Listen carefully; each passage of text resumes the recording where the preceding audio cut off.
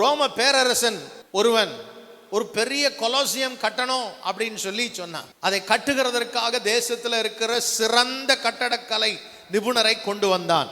அந்த நிபுணன் பல ஆண்டுகள் கஷ்டப்பட்டு கட்டி அந்த பெரிய கொலோசியம் என்று சொல்லக்கூடிய ஒரு பெரிய அரினா, ஒரு பெரிய தியேட்டர்னு வச்சுக்கங்களேன், நம்ம கிரிக்கெட் விளையாடுற ஸ்டேடியம் மாதிரி இருக்கும் அந்த காலத்தில். அந்த பெரிய கொலோசியம் சொல்லுவாங்க. அதை பயங்கரமாக கட்டி முடிச்சான். ஒவ்வொரு ராஜாவும் தன்னுடைய பேர் பிரஸ்தாபத்துக்காக ஒவ்வொரு ஏரியாவில் இந்த மாதிரி கொலோசியம்ஸ் கட்டுறது அந்த காலத்தில் வழக்கம். அவனுடைய பேருக்காக கட்டின பிரம்மாண்டமான கட்டிடம். ராஜா பார்த்தா அழகு தாங்க முடியல. என்ன அழகு, இவ்வளோ அழகா இருக்க, இதை கட்டின உன்னை நான் ரொம்ப ஹானர் பண்ண விரும்புகிறேன். அந்த ஓப்பனிங் செரிமனியில் உனக்கு விசேஷ பரிசு காத்திருக்கிறது என்று சொன்னார். உடனே மகிழ்ச்சியோடு இந்த கட்டட கலை நிபுணர் கடந்து போனார். அந்த கொலோசியம் ஓப்பனிங் மாலை நேரம் வந்தது. கொலோசியம் திறந்தது. எல்லா ஓப்பனிங்லாம் நடக்குது. ராஜா கூப்பிடுறார். இவ்வளவு அழகான பெரிய ஒரு அரினாவை கட்டி முடித்த இந்த பிரபலமான கட்டட கலை நிபுணரை நான் பாராட்ட விரும்புகிறேன். அவருக்காக இன்றைய கொண்டாட்டங்கள் துவங்க போகிறது.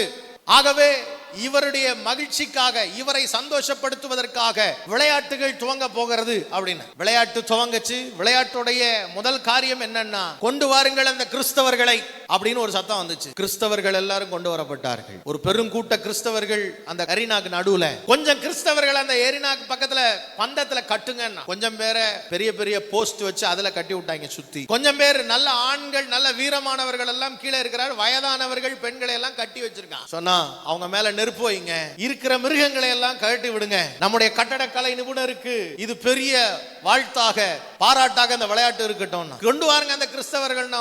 அந்த கிறிஸ்தவர்களை உள்ள கொண்டு வரும் போது இந்த கட்டடக்கலை நிபுணர் பக்கத்துல போய் ராஜாட்ட சொன்னா, ராஜா நானும் ஒரு கிறிஸ்தவன், நானும் இயேசுவை விசுவாசிக்கிறேன். அடுத்த நொடி, ஏய் உண்மையாவா சொல்றேன்? சொன்னா, விளையாடாத, உனக்கு கொன்னுடுவேன். நான் சொன்னா, நான் விளையாடல, நானும் ஒரு கிறிஸ்தவன். அவர்கள் இன்னைக்கு மரிக்க போகிறார்கள்னா நானும் சாகணும். நான் கிறிஸ்தவனாய் இருப்பதற்காக அவன் சாகறான்னா, கிறிஸ்தவனா இருக்கிறதுக்காக நானும் சாகணும். என்னையும் கொன்று விடுன்னு. அன்றைக்கு அந்த கொலோசியம் ஓப்பனிங் அன்னைக்கு மேல இருந்து இவனையும் தூக்கி கீழே போட்டாங்க. சிங்கங்கள் வெளியே வந்த போது அவன் மகிழ்ச்சியோடு சொன்னா, எனக்கு ஒரு பரலோகத்தில் எனக்கு ஒரு அரண்மனை இருக்கிறது.